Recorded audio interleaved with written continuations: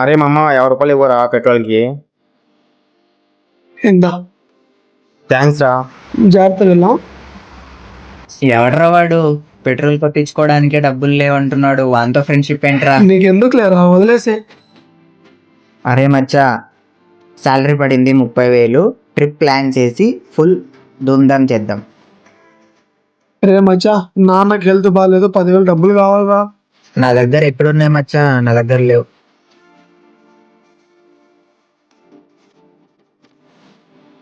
రే మామ నాకు అర్జెంట్ 100 రూపాయలు కాదు మామ. ఏం మామ డల్గా ఉన్నావు?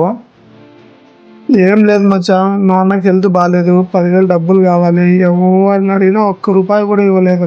అవునా, బండి ఎక్కువ. నా బండి కొత్త పెట్టి నాన్నకు చూపిద్దాం.